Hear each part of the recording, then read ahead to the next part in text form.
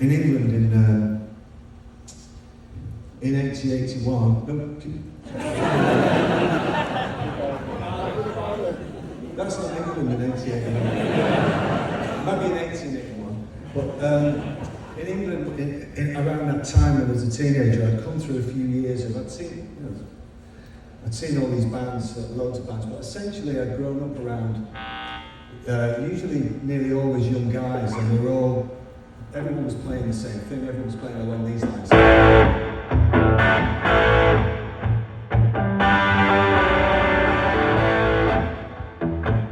were doing that kind of thing, which is like a blues rock thing, which is fine, but didn't really speak to me. Either that or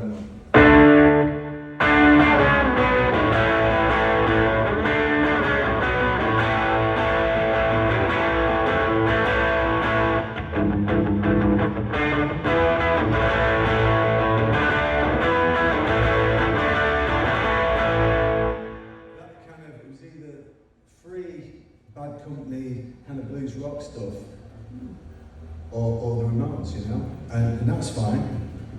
But it really didn't speak to me as a guy, as a young man.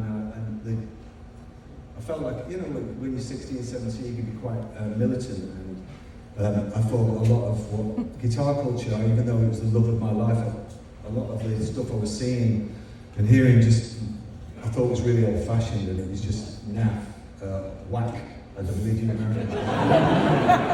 And yeah, it was out of date, and I didn't think I was going to revolutionise anything, and also, it wasn't entirely a wasteland, I have to say, because the guys before me, just a little older, along the fringes, people like Robert Smith, who was a very overlooked guitar player, and he is, well, Will Sargent from the Bunnymen. These were guys.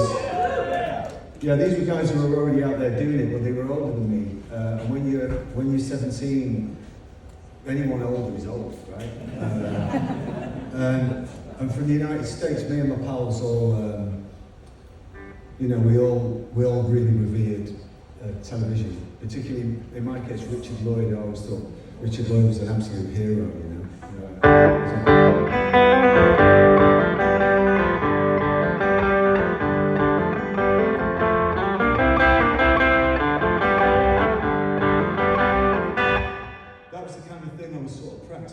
There, an alternative, just away from the Pistols and the Ramones and all of that, trying to find my own voice. So that's who I was,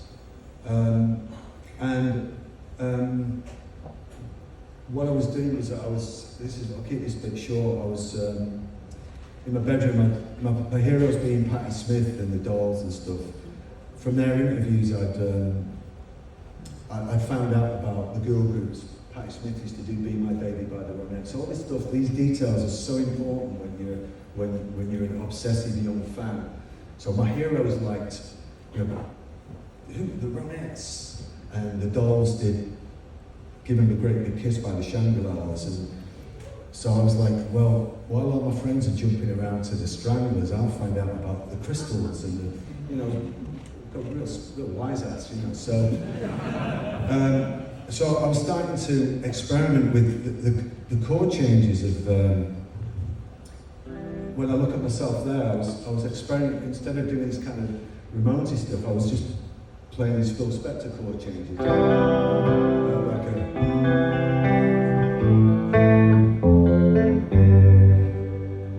All that kind of,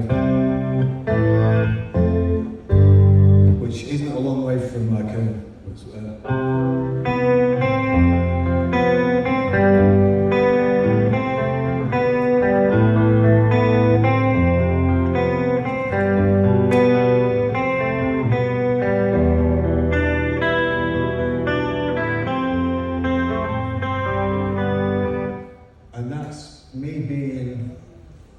conceptualising the sound of the girl groups, but with an Irish background. That's what I can hear what they Did you write any Smith songs on that guitar? Yeah, I would have done. Yeah, there was a couple of things that was hangover. I was in a band with Andy Rourke and Simon Wollstonecroft, and when the time came to, when the Smiths were getting together, I was subconsciously or otherwise, that was something that was playing around that time, Handsome Devil, which was me trying to be the Patti Smith group.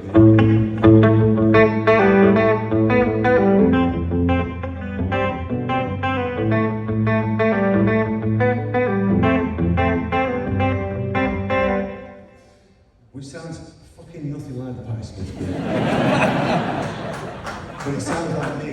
So, because I'm always asked about how you get your style together, and I think with anything in the creative arts, you have these heroes and you have stuff that you are going towards which give you your inspiration, but so much of it is putting 2 and 2 together and making 5, or just working within your limitations and being drawn to what kind of speaks to you, really. So that, you know, there was a few. Yeah, there was a few things that came out in the early Smiths stuff, like Handsome Devil was one. Gene was another one that came out.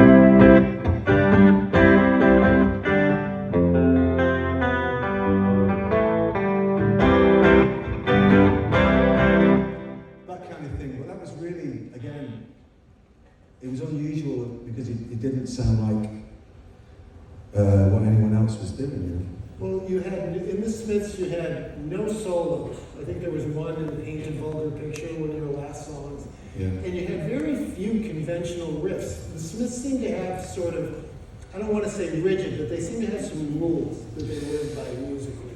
Yeah, I think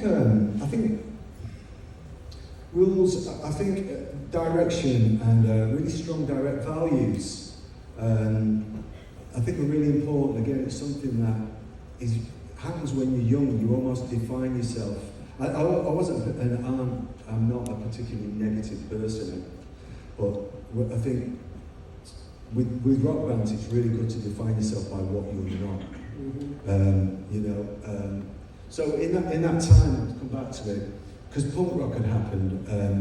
You know, punk rock, as everybody knows, it put a no-no, unless you had bad taste or whatever, but it put a no-no to kind of cock rock and all of that. So for young people it did, you know, and you know, the kind of rock stuff.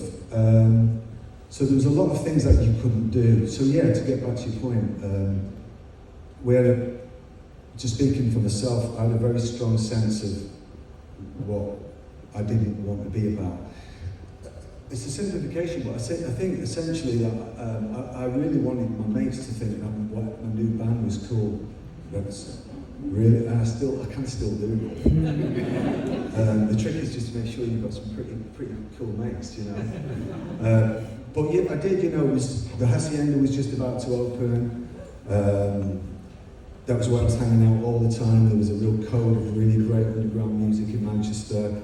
And I wanted, for whatever my new band was going to be, I didn't know then at that point, I wanted my new band to be, yeah, Rules is a pretty good description of it. All right, but you also had all these odd influences in there, really unexpected ones. Like I think I read somewhere you said that the opening riff to This Charming Man, which he played